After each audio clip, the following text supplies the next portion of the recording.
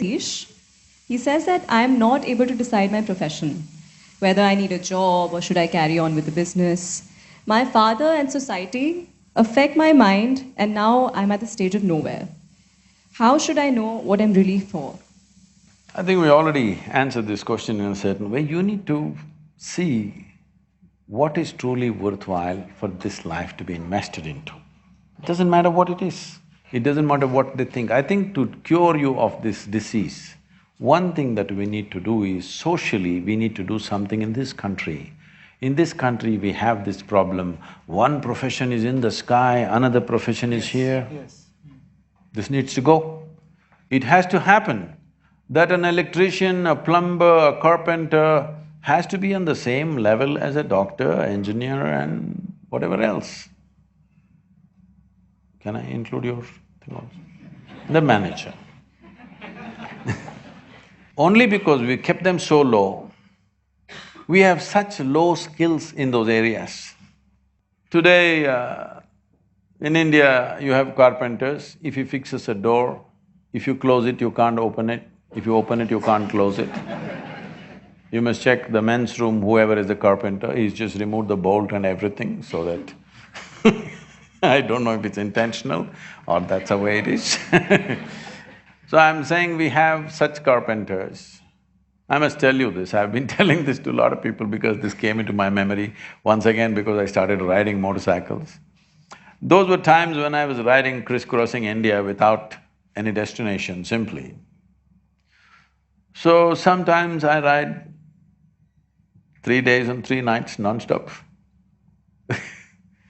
This was something that, I kind of managed within myself doing certain things, that without sleep, riding for 3 nights and 3 days. So this is one night, full night I have ridden early morning. I'm somewhere in Madhya Pradesh, Uttar Pradesh border. I stop for a cup of tea and maybe something to eat. Normally I handle my own motorcycle because I'm always on the road. I don't want to trust that with anybody else. But I've just ridden the whole night and stopped here at a dhaba. Next to that I saw a garage, Mubarak Mechanical Works. So, handwritten board. Then there was a strapping young youth. I said, hey, why don't you tighten my chain, because it's a simple thing. Motorcycles, chains become loose of riding. So I said, all you have to do is take off a link and tighten it a bit. I said, why don't you do it for me? So this guy came out with tools. The tools in his hand were a chisel and a hammer.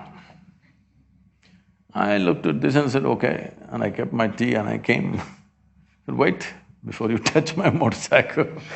I went into his garage to see. The only tools he had in the garage was chisel and hammer. He does everything with this chisel and hammer. But after he's done the job, nobody else can do anything with it anymore. So there's a whole lot of people in life that they're conducting their life like this. They got just one instrument. Right now, this instrument, unfortunately, is called intellect. Somebody is using it. If I ask you a question, do you want a sharp intellect or a dull intellect? You must choose, I'm going to bless you. Sharp or blunt? Sharp. So essentially, your intellect is a cutting instrument. It's like a knife. It slices through things. It dissects things and shows you a few things. But dissection is not a way of knowing entire life. I really want to know you, Shashank. Can we dissect you? If we dissect you, will we know you? We may see your heart, kidney, liver and spleen, but we won't know a thing about you because you won't be there. Yes? Maybe by including you, maybe by embracing you, I may know something. But by dissecting you, I will not know a thing about you, isn't it? So right now, you're using this you're a single instrument mechanic. For everything intellect, a human being has many layers of intelligence, many dimensions of intelligence. But we have created an education system where intellect is the only thing that is regarded as intelligence. This is a cutting instrument. With a cutting instrument, if you try to do everything, no wonder. Suppose with a cutting instrument you try to sew, you will leave it in tatters, isn't it? That's all that's happening to life. Why every simple thing is a problem and a question is simply because we are using a cutting instrument to do everything in our life. There are other dimensions of intelligence, especially if you want to manage, let's say, 1,000 or 10,000 people in your life, which is what management means. It's very important, other dimensions of intelligence are on. With intellect, somebody who comes in front of you, you will try to dissect this guy and understand him. You'll make all the wrong conclusions. You must have a different dimension of intelligence and insight that if you see this person, you know what to do with him and what not to do with him. If this much sense doesn't come into you, with intellect if you go, you can talk a lot of management, but you won't be able to manage much. If you do manage much, you will get ulcers. You won't joyfully manage anything because when you do something that you're not competent to do, it will give you hell, isn't it? Hello? If I give you just 5 balls and ask you to juggle, it'll drive you crazy. Suppose this is the examination for you this time. If you want to pass your MBA, you must manage 5 balls juggling. You going to pass? It'll fall all over. What you're not competent of, if you try to do, you'll go crazy. So don't try to do something, don't try to elevate your activity. See how to elevate this. See, if you scale up your activity without scaling up this one, you will suffer activity immensely, isn't it? You don't try to up the activity, you scale this up, world will bring the activity to you. But nobody wants to invest time to scale this up. You must scale this being up. Don't worry, where is my job, where is my thing? The world will come to you. They have to come to you. If you are at a certain level of elevation, you think the world won't come to you? They will come to you. They cannot miss you. But instead of that, instead of scaling yourself up, you're scaling the activity and going crazy about doing activity. Even with education, I'm saying, don't try to understand and grasp and all this nonsense. There are ways to into deeper dimensions of intelligence within this. See, when I say deeper dimensions of intelligence, to put it very simply, what did you have for breakfast, Shashank? Ragi dosa. Okay. Ragi dosa. The boy is becoming Kannada. Ragi dosa doesn't look like you, doesn't feel like you, doesn't look like any human being, isn't it? But you eat ragi dosa, it goes inside. Over 3-4 hours' time, it becomes you. Isn't it so?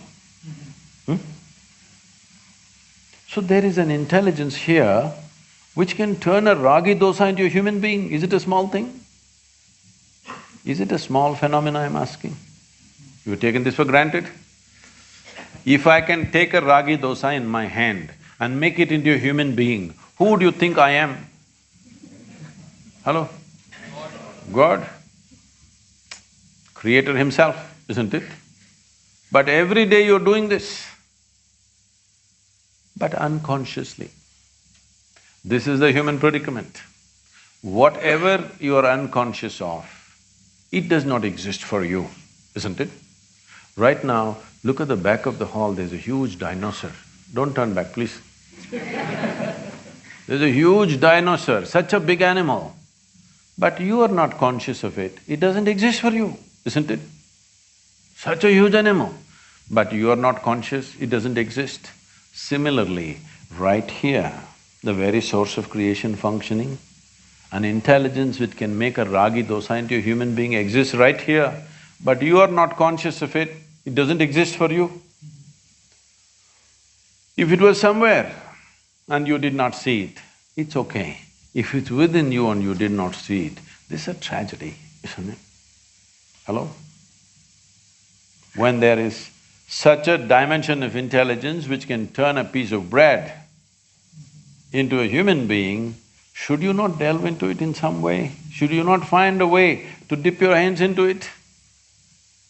If a drop of this intelligence became a conscious process within you, you will live magically, not miserably, never.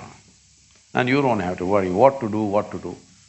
World will come and ask you to do all kinds of things when they see you are elevated. So when you're young, this should be the focus, how to build this human being to a place. Not just how to get to that place. That place is only a social place, it's not existential, isn't it? You are a CEO of a company, it's only a social thing, it's not existential. But when you are elevated as a life, it's existential, it stays with you. Whatever is needed in that time in which we exist, we will be able to do it because we have the necessary altitude within us. So now we are done with our set of questions. Now we would like to open the